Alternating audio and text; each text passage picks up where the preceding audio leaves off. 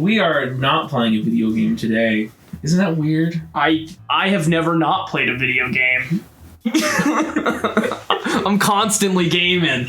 Hello, everyone, and welcome to our Double Boost conversational discussion-esque thing. We're trying something new. Normally, we just play a game and have a good time, but we wanted to talk more in-depth about various video game-related topics, from story to gameplay to what today's conversation is about, the graphics. DBD.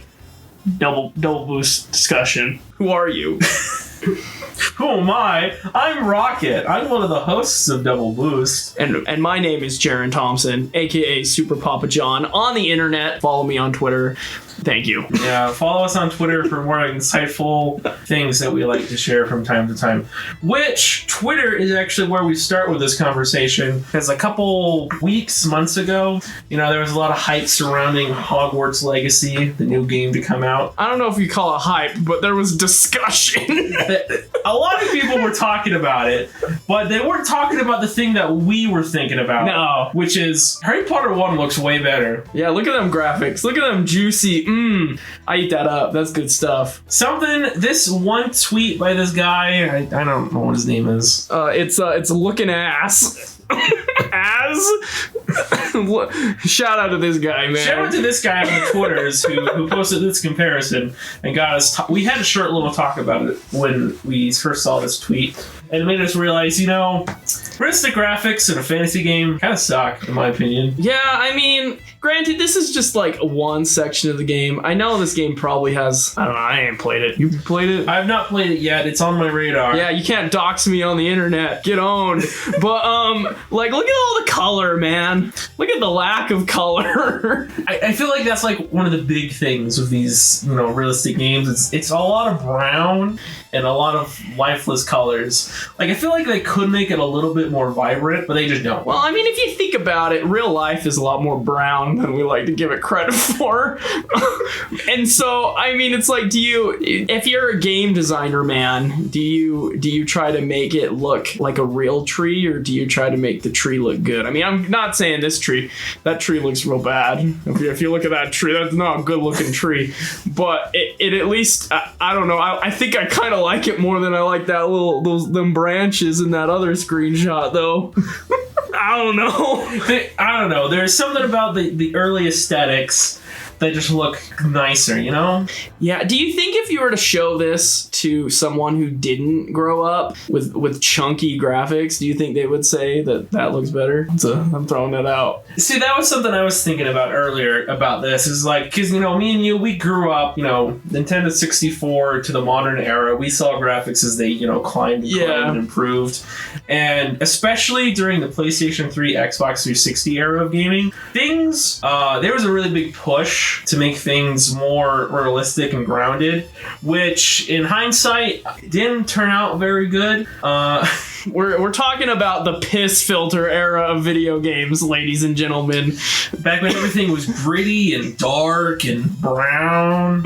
I mean, we have this screenshot of Resident Evil 5, which we played. We did play it. You go watch that. Go watch it right now here on the YouTube. I thought there were some good moments in there, but as you can tell, here's the piss filter and here's no piss. A very big difference. I don't know. I remember in these days, especially with Gears of War 3, which is that one right there. That was like UE3, like the first real UE3 game. And for some reason, Unreal Engine 3 games just had this look, this monochrome, weird looking, muted color look. And every game wanted that. I don't know. Maybe it was because it made things look realer. I don't know. There was something about it. I remember back in the day looking at all these games that were coming out, like Gears of War and BioShock and Resident Evil, and I was thinking, wow, I can't really tell these games apart. Like, they have aspects of them to make them look different, like characters-wise, or like the environments all looked kind of similar, and it was hard for me to distinguish, wait, was that a different game than this game? Because we got realistic third-person shooter, first-person shooter-esque things that all just look the same. And no one was immune. Even the big N. I mean, if you look at Brawl, Twilight Princess. Does Twilight Princess have a piss filter? I'm one sec. I'm going on a side quest here. Things were a little bit more dreary, I guess. The Wii didn't have much of a piss filter, but it's not a very colorful video game. Especially when you compare it to the previous release of, Wind Waker. Twilight Princess went a completely different direction. Which, at the time, when Wind Waker came out, fans were pissed. They hated it. They were not happy.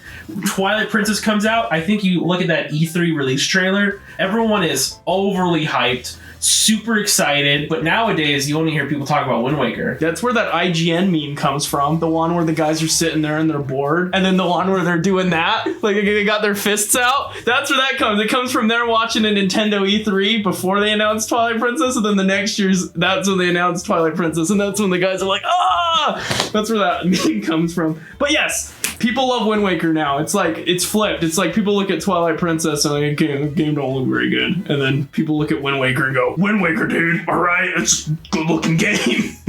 I feel like that's kind of like the issue that realistic games run into. Like, at the time of their release, they're probably the most, impressive thing in the world. But, not even 5 years, 3 years later, it stops looking as good. It's like a PC. You buy a PC, get it all set up and ready to go. You have the latest technology. The next day, it's obsolete. Yeah, it's just constantly new stuff's coming out. And so when you're, as they say, when you're on the bleeding edge, you get cut. I said that wrong last time, so I'm getting that one right. I don't know what you're going on with that. It's with technology, when you're like trying to be on the cusp of trying to make things look as good as possible, you're just gonna get cut because it's gonna be obsolete in like a year.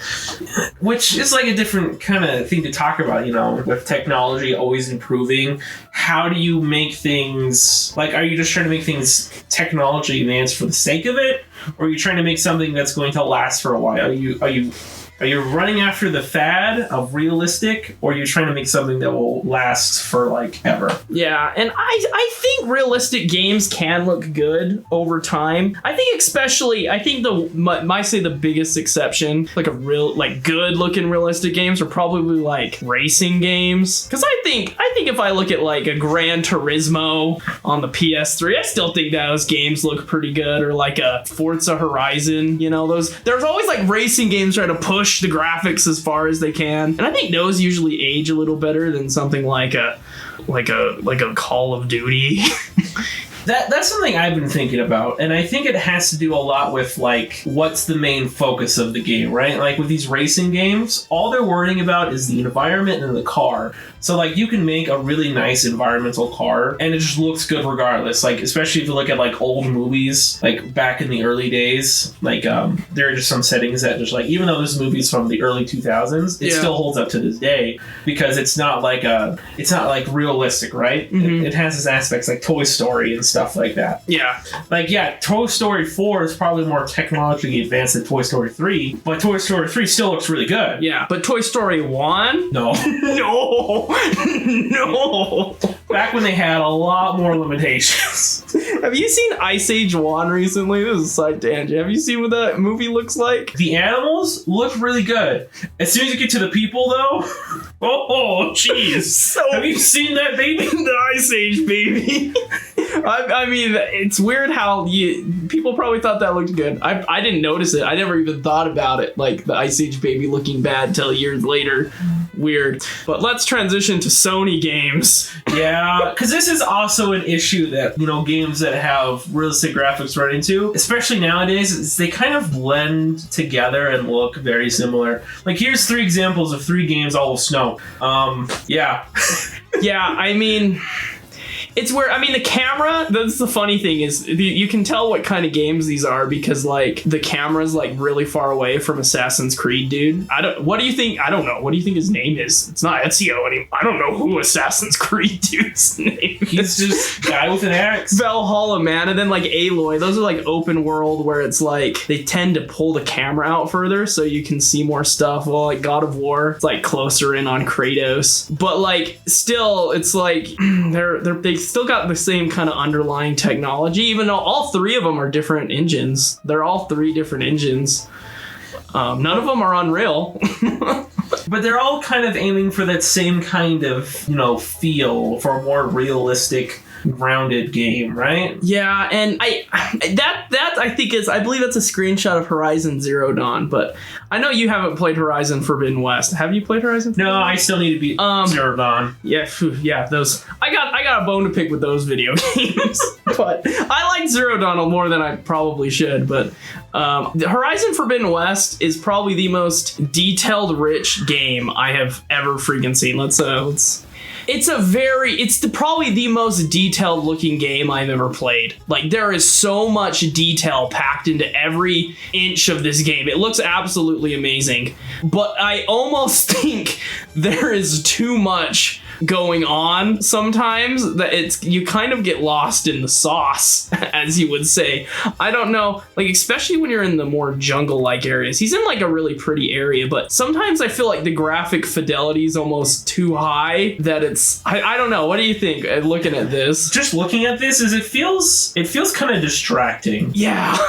And like there's some times with games of this kind of nature where things kind of start to blend in a little bit more. Like this isn't a good, example of that where the enemies just kind of are there. But I know with like Uncharted games, people tend to just kind of blur into the background. It's a lot harder to tell what exactly is going on. Yeah, that's why the enemies have giant blue lights so you can even make them out. But sometimes it's hard to see what you're supposed to be shooting at. Like I had some issue with this game specifically compared to the second one, where I felt the second one was a little more coherent. This one, they aimed for the sun. I think they got a little burned. I don't know. Some people love this game, and I think it is one of the best looking games ever made so far, but I think there's almost too much detail that I think you kind of get lost in it kind of turns into a mess in a weird way. Yeah, there's just so much to really pay attention to that you stop really noticing. Yeah, and I don't even really think Aloy stands out. Like Aloy has like a light on her all the time, so she's brighter than everything else. If you kind of like, or especially super noticeable when you're in a dark area that Aloy has this hero light on her the whole time. But yeah, there's just a lot going on in this game. But enough trashing on Forbidden West. I think it got trashed on enough for releasing the same week as Elden Ring, and then the first one releasing the same week as Breath of the Wild. Which Breath of the Wild, I think, is a really good example of using style more than realistic, right? Because this game, came back out in 2017, and it just looks so good. Especially because a lot of it stands out a lot more than environments in, Horizon Zero Dawn. Like, you could be walking in a wooded area in Horizon Zero Dawn, and you could be walking for 20 minutes, and it still kind of looks the same. Yeah. Well, if you look at, like, Breath of the Wild, and you're running around, because it's so different, it just looks a lot nicer, And Breath of the Wild, even for all its kind of small shortcomings, sometimes certain textures, certain things kind of look a little low res especially compared to something like a Horizon Zero Dawn. Mm-hmm. It's a pleasing looking game, and what it does is it has the way the world is designed. Like, I think the game, I think a lot of the time, and I think Horizon Zero Dawn falls in this, I think a lot of the Assassin's Creed falls in this, and I don't want to get too far into it because it's more game design than graphics, but I think it kind of goes hand in hand. I feel like Breath of the Wild is designed, the whole area and everything about it is meticulously designed for gameplay, in terms of like everything kind of filters you into the game's designed to filter you into a location, or to be like, ooh, there's a mountain there, here's kind of what we've designed to make it look like you can climb it. And it does a really good job. I remember back in the day playing it for the first time. You know, once you get off the Great Plateau, the world is your oyster, and you have a very good shot of the world around you. And you can see paths of where to go just in the world.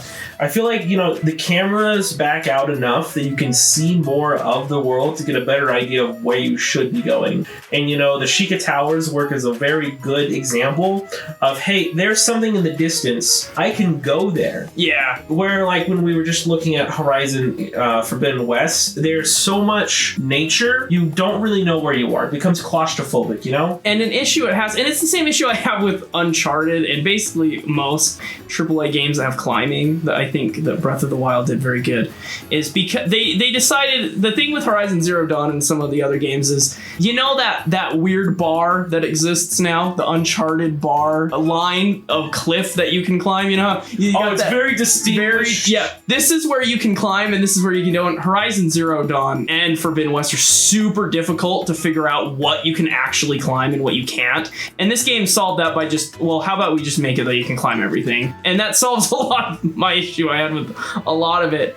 And I think because they pushed for such high fidelity in the rocks and stuff, it makes it really hard to even determine where you can and cannot go, because usually you just run into an invisible wall because it doesn't really tell you where you can and cannot go. It's kind of weird. There's something nice about, you know, an invisible wall compared to here's something you might be able to get over, but you're not entirely sure. Yeah. And the thing I love about when I remember playing Horizon Zero Dawn, the issue I kept running into was I needed to constantly pull up the map. Oh yeah, you don't know. Constantly. You don't know where you're going. Like with most games, and I played a lot of the Assassin's Creed games, especially like one, Black Flag. I need a map. Yeah, Black Flag's big. Like there's just so much going on, it's hard to really tell where you're supposed to go.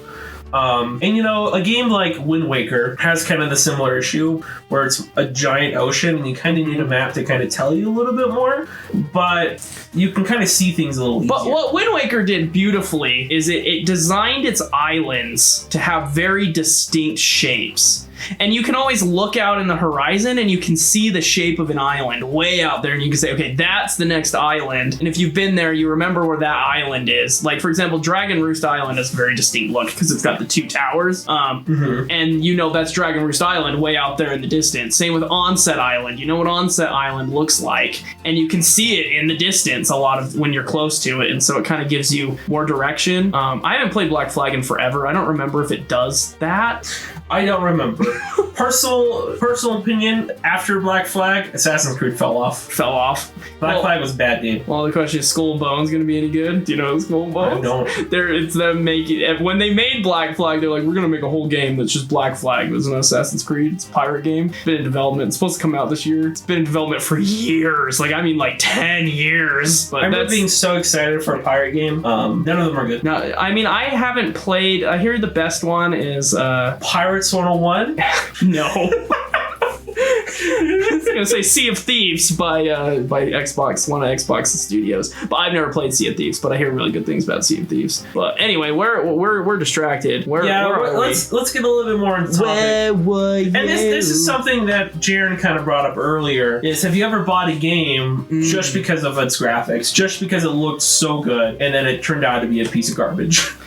There's a lot of games I bought because of graphics. The most recent one I bought specifically, it's more maybe aesthetics, but I bought Ghostwire Tokyo solely because I thought it looked really cool. Ghostwire Tokyo's like okay, but I thought the graphics were really nice. It has a really cool, very light, like Japanese aesthetic. It's like if you went to Japan at night and no one's outside. It's basically you're just the lone dude in Japan at night. It's got really bright colors, but it contrasts the really dark, kind of scary look of the game. I think it's aesthetically a very nice looking video game. The only issue is it's really not that good. It's like okay. It tries some things and it does okay at it, but I don't know. When you buy a game purely for aesthetics, Sometimes the gameplay is the thing that suffers.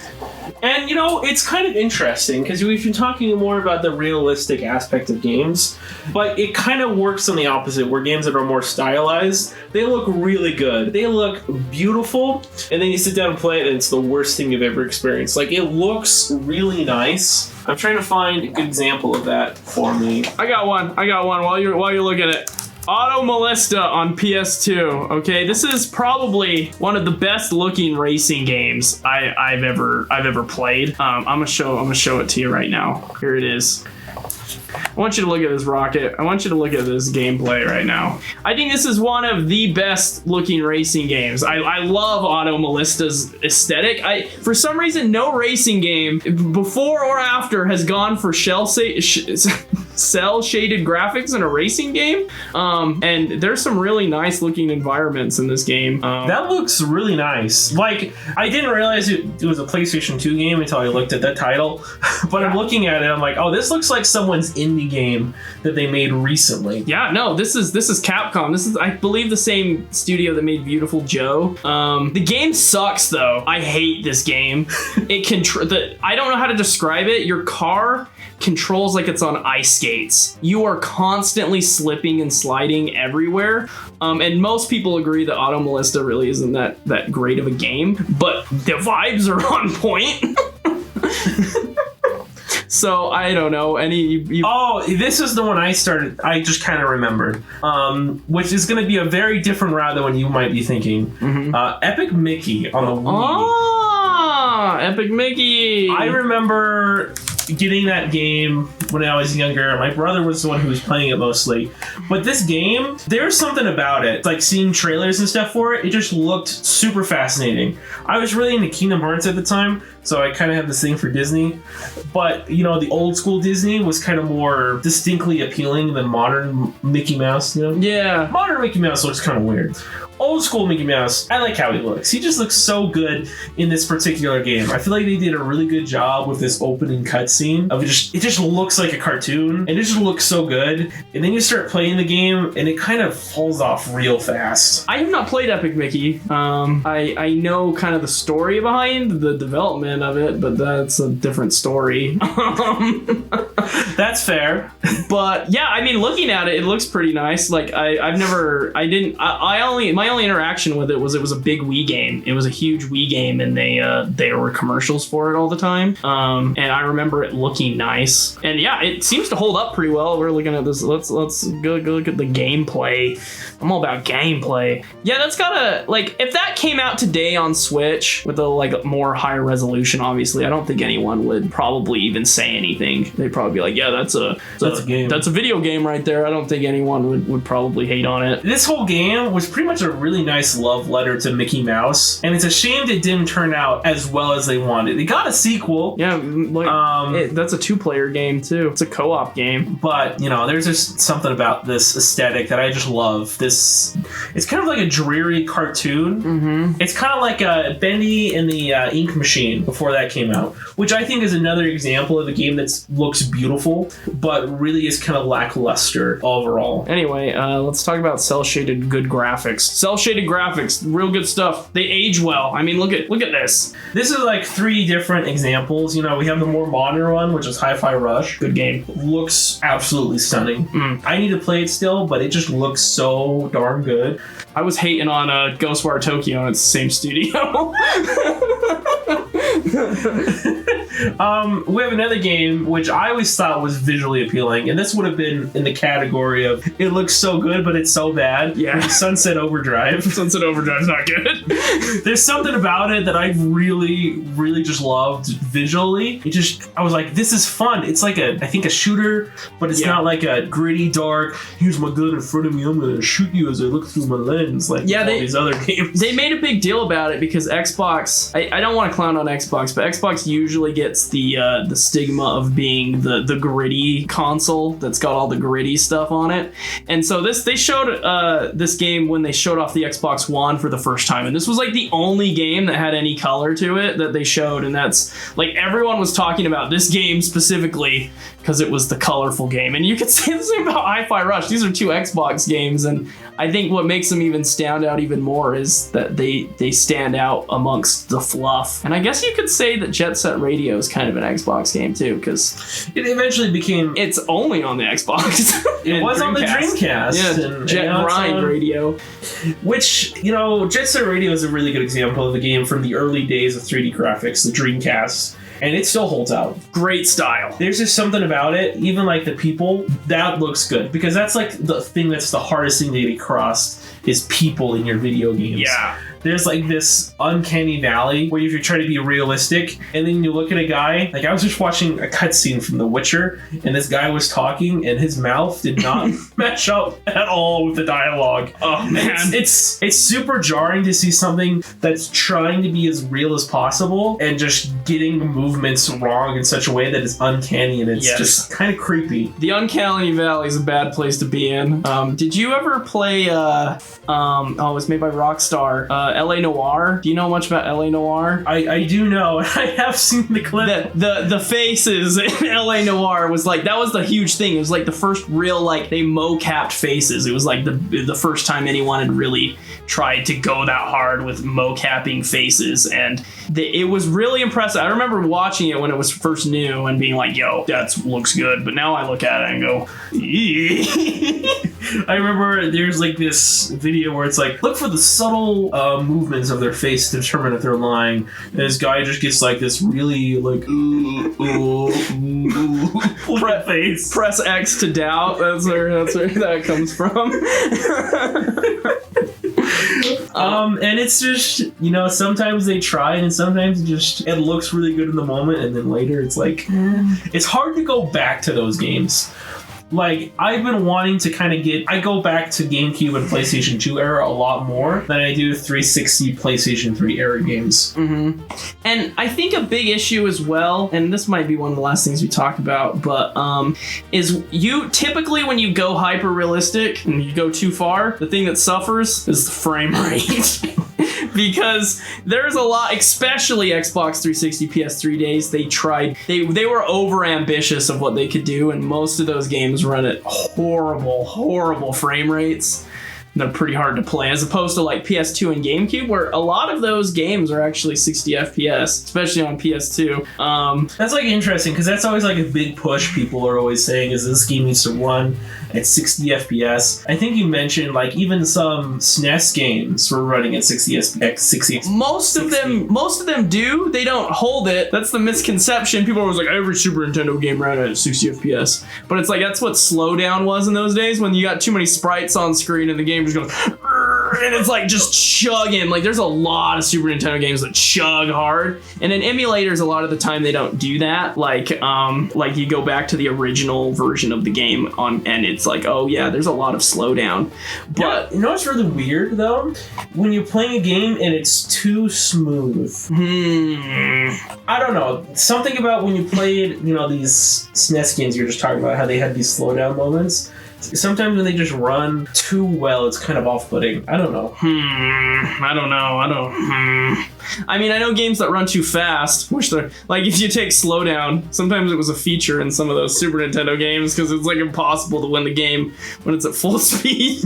I don't know. I can kind of see what you're saying, but I like crispy. I like high frame rates, baby. Give them to me. I eat them up. I drink that. Maybe I'm thinking more about visual appearance, like CTR. Well, CRT? Yeah, not CTR. That's a different thing. Depending where you live in the country, too. Sometimes the graphics are kind of a feature. Like, have you ever seen like Guitar Hero?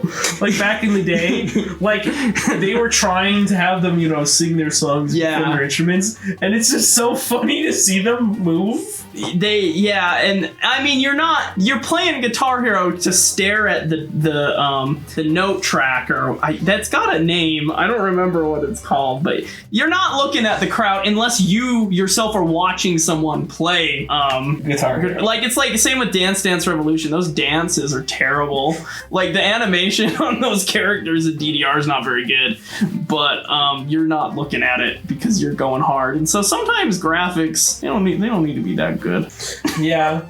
I think that's the moral of the lesson. No, sometimes less is more. But you can have a really nice piece of crap and it looks really nice. It's polished. It looks really pretty. But it comes down to it. If it plays bad, it's not a good time. Yeah. I got one last one for you. Mm-hmm. Is there a really crap, trash-looking video game that you think's pretty good? Ooh. Let me look at my shelf. Is there an opposite where it looks so bad, but it's pretty good? My immediate thought goes to licensed video games on the GameCube. Yeah. Because, I have a love-hate relationship with Rugrats Royal Ransom. Feel free to go watch my my review of the game from a couple years ago. But the game, it's nothing about it really stands out. Even the gameplay kind of sucks, but there's just something so charming about it, where it's just it's so bad, it's just fun. It's like a simple game. You can beat it in 30 minutes if you really want to.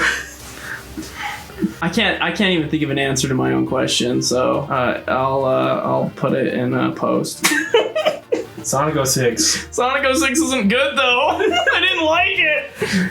And I think Sonic Adventure 1 looks good. I guess Shadow the Hedgehog probably doesn't look very good, but I don't like that game. See, that's the problem. Oh, Xenoblade 1. There we go. Xenoblade 1 looks real chunky and gross, but I love that game. It definitely got a facelift. With the definitive edition. Yeah, the first game had some very striking vistas, and art direction pushed it, but Shulk's an ugly looking man. Which is it's its own little concept about anime style games. That's a different tangent. There's only one company that knows how to make good looking anime games, and that's Arc System Works. Well, any final thoughts? In conclusion, video games. Okay, gosh, I'll say something. So in conclusion, I think that games can go for visually striking things, going for good realism. I think it's possible. I think there's plenty of games that look good when going for realism, but there has to be it's an art form, man. I mean, video games are art. And if you go too far, if you do things wrong, sometimes everything ends up looking like piss. And generally, a more stylized look looks better and ages better over time. Thank you. Yeah, I think that's some really good words. Sometimes, realistic games, they're not bad. It's just kind of hard to go back to them after a while. That's, the biggest problem. And, with modern games, it just kind of really adds to development. Because, back in the day, Melee was made in only 9 months. Well, Smash Ultimate, that took them a couple years. And then after the game was out, it took them another couple years. You know what? It's always that famous quote from Miyamoto. Everyone always talking about it. My wife didn't like this. A bad game will be forever bad, or a delayed game will eventually be good. It's not a real quote from him, but people say it. People say it is. Who knows who said it? But I came up with which one. I think is a lie, because Duke Nukem Forever took 13 years to develop. It was not good. It's not good. I got one last. James Bond 007 Agent Under Fire. I like that game a lot. That game looks like booty trash. Horrible looking game. If you look at James Bond's character model, just something doesn't look right. I don't know who he is. He just don't look right. He's not James Bond. I like that game though, but yeah, that game looks real bad. Thank you. Thank you. Well, thank you for joining us in this little new adventure we wanted to try. Feel free to comment down below if you want to see us do this again. If you have any thoughts about the debate between, hyper-realistic graphics and stylized graphics, what do you guys prefer? There will be a poll on the twitter.com. Feel free to vote in it and follow us on Double Boost Cast, I think is our Twitter. Yeah, at Double Boost Cast. There's also me, PixelRocket_AE. That's my Twitter. And I'm at Super Papa John. And if you are a fan of the Horizon Zero Dawn series, I do apologize. Thank you.